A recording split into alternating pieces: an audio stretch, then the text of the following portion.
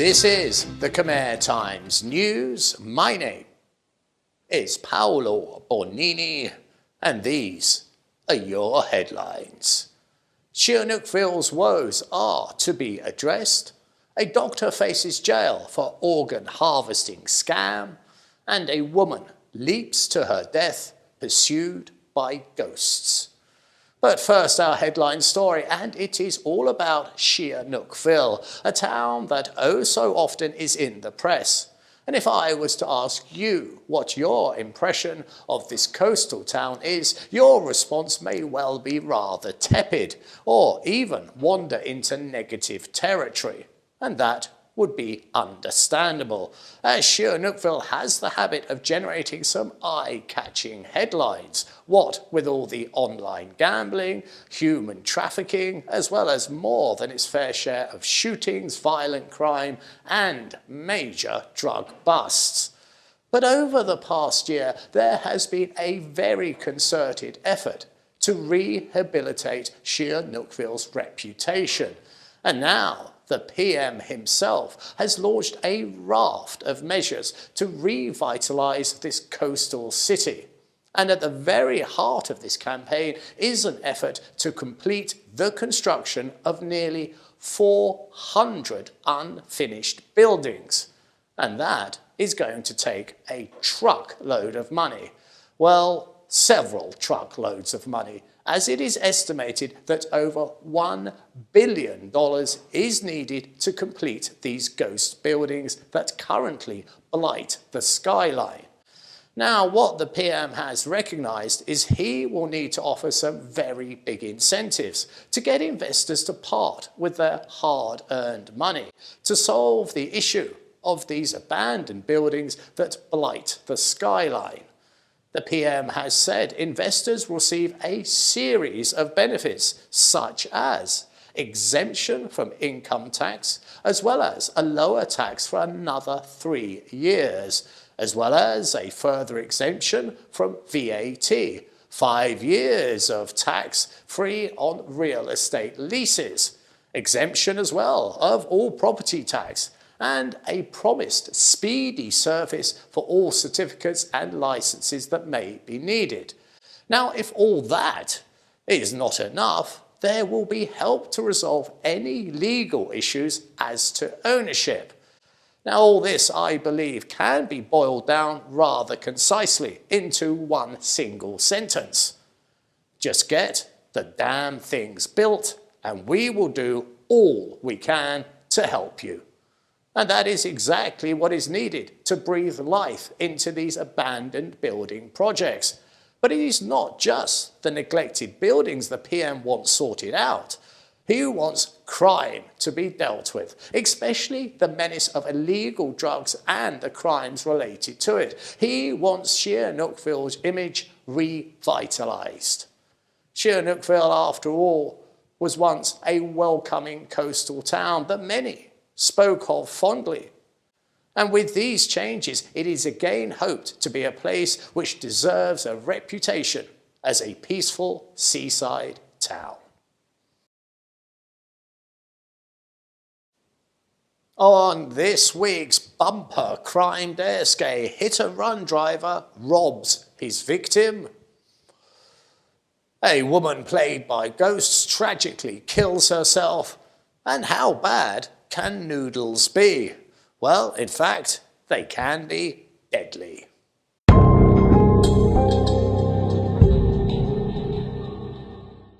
Okay, this is a tough one, as it angers me so very, very much, but here we go.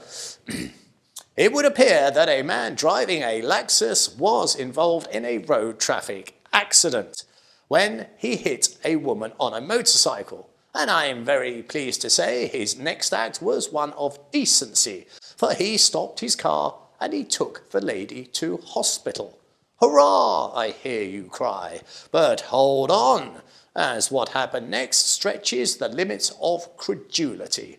Because when he took her to the hospital, he also said he would look after her belongings for safekeeping. But instead of returning her money, her mobile phone, and even her medicine, He stole the lot. The woman's husband has attempted to contact this so-called Good Samaritan. However, calls to his wife's mobile phone fail to be answered. It is quite simply staggering, the level that some people will fall to. Now, it's a shame that we here don't have a photo of this criminal to show you here on this news show, as I'm sure you would all like to see him. Well, actually, we do. And here he is. As the hospital unsurprisingly had CCTV cameras. In the background of this shot, you can clearly see the black Lexus that was involved in this most unique of hit and runs. But you can also see the man who not only put an innocent woman in hospital, but also robbed her. If you have any information on this gentleman, then please do contact the police. But hang on there, for I have only just begun. As if the last story was not enough to make you scream with anger, this story is guaranteed, and I do mean guaranteed by myself, Mr. B, to send you into a frenzy of uncontrollable rage. And it is a story about a single bird. This one. And when looking at this photo, please note the red patch on its wings. That is in fact a bullet hole. Yes, birds getting shot is not nice. It is futile, it is cruel, but that's not the story here. The story here lays in this next photo. And this is where your anger will reach volcanic.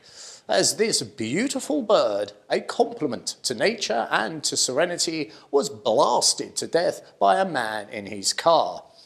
Yes, a man thought it acceptable behaviour to use a high-powered rifle equipped with a silencer to go around just killing animals for absolutely no reason whatsoever. You can't eat it, you can't mount it, you can't do anything with a dead heron. So why the bloody hell would you shoot it? Now, it's a shame that we don't have a photo of this criminal to show you here on this news show, as I'm sure you would all like to see him. Well, actually, we do yet again, and here he is. And if you want me to amp the anger level for you, then I'm more than happy to oblige. As it turns out, this guy is in fact a lieutenant colonel in the Chitbody District Gendarmerie. Oh dear. You would have hoped somebody in the gendarmerie would have known better, and I mean an awful lot better. He has now been charged and will have some very difficult explaining to do for his quite incredible actions. Now allow me to tell you something. I came up with the idea of doing this news desk segment as there were way too many stories that were so very short and could not make a main segment on their own. But to me, it is these short stories and these tales that have to be told. And this next story is the perfect example. This is the headline that appeared this week. It reads, "Woman dies after Phnom Penh suicide jump." Now, any suicide is truly tragic. The tragedy lays in the fact that suicides are pointless. And what I mean by that is those that die need not have died. Your heartache will pass, your money worries will go. In this case, it is never more so. And that's what makes it so heartbreaking. A 30-year-old woman had been for a meal at her neighbour's apartment. The evening had gone very well indeed, but at 3 o'clock that very morning, the woman threw herself from the 5th floor of her apartment block. The reason being, she was plagued by ghosts, and she felt she could not get away from them. Now that is so very sad. And this is a very clear case where medical intervention for an obvious psychological disorder could have very easily saved this poor woman's life. Mental health care is a developing field within the kingdom. And if, by chance, you meet someone who needs some help, don't walk by. Instead, offer them a hand. You never know, it may just save a life. Now on to noodles. Are you for them or are you against them? I myself could not care less, for they do not feature in my diet. But they do for many on a daily basis, and millions of bowls are consumed without incident every single day. But for an unfortunate group, this was a totally different case. In fact, an incredible 64 people were hospitalized by a single bad batch of noodles. And if that is not enough, one old lady lost her life. The incident occurred in Kampong Tom province when scores of noodle eaters reported nausea, dizziness, diarrhea and vomiting. Scores of them were rushed to the Baray Referral Hospital, but for the 71-year-old lady, it was to be her very last meal, and her reaction was so severe, she died on the way to the hospital. An inquiry is now underway, and the stall where they bought the lethal noodles has been closed down for good. And finally, here is a headline I could not resist. It reads, "Sorcerers, wizards and fortune tellers made to sign contracts banning them from inappropriate activities that affect social order." This week, sorcerers, wizards and fortune tellers have been made to sign contracts by the Ministry of Cults and Religions to cease inappropriate activities that affect social order. The move came after the ministry observed a wave of videos by people purporting to be wizards, soothsayers and other assorted seers. They were appearing as a blight on social media. And it would seem the problem is they are making claims that are founded more in the world of fantasy rather in the real world where most of us live. They were promising to cure you of all of life's ills, be it a heartache, medical complaints, or issues with money. These claims of a fast cure using only magic are particularly attractive to those who have limited financial means, but more worryingly to those that are vulnerable and desperate to try and find any way to cure them of their problems, when in fact these magicians are often doing very little apart from making your money disappear. The government are taking this issue very seriously, and they have warned anyone advertising magical cures, if they do not stop, legal measures will be taken against them. Our final story this week is all about a Phnom Penh doctor who has been arrested for the illegal trafficking of human organs. The Anti-Human Trafficking Department has detained the Director General of the Metro Clinic in a kidney trafficking case. The doctor, who served as the General Director of the clinic, has now been charged by the Phnom Penh Municipal Court and placed under arrest for allegedly engaging in the trafficking of human organs.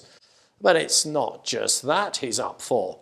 He's also charged with defrauding 18 victims out of over $1 million.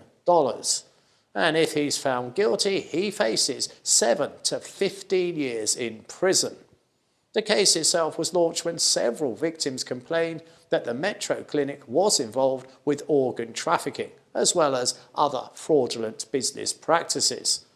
The chief of the Ministry of Interior's Anti-Human Trafficking Department said that Mr. Sam Un was first taken to the Phnom Penh Municipal Court for lengthy interrogation following his arrest, and that he has now been placed in custody at a correctional centre, while the pre-trial proceedings are ongoing. Now, according to the police, organ donation and kidney transplant operations are both permitted under Cambodian legislation, but the trafficking of kidneys or organs is strictly illegal. 18 victims have now been identified with kidney disease who were treated at the Metro Clinic in the Sen Suk district. According to the victims themselves, they had already paid a minimum of $50,000 each to help them to travel to India for a kidney transplant. However, they haven't yet visited India or undergone any kidney transplant, nor have they seen any of their money again. The clinic itself has now been closed down, and the doctor awaits his day in court. It's time to have a look ahead and see what the weather has in store for us next week. Here we are at the end of the road for me, which is when I reach the weather. I'll tell you what, this episode has been a nightmare. The colours won't fix, the sound won't fix, the computer keeps crashing. You know what it's like when you're dealing with technology. But at long last, over that hill lays pastures new. Now then, let me just get the weather on my screen. I've done it again, you know. I'm forever letting the thing slip off the screen. Okay, well, we've got 28 degrees. We have no sign of rain, and that's the main thing, isn't it? The humidity's down. It's down into the 40s with 0 chance of precipitation, i.e. rain. So guess what? It's a great time to be alive. Get out in the sunshine and enjoy yourselves. This has been the Khmer Times News. Please do subscribe and comment and stay up to date with all the breaking news by following us on both Facebook and Telegram. This has been Paolo Bonini, and that was the week that was. I'll see you next weekend for your weekly Roundup.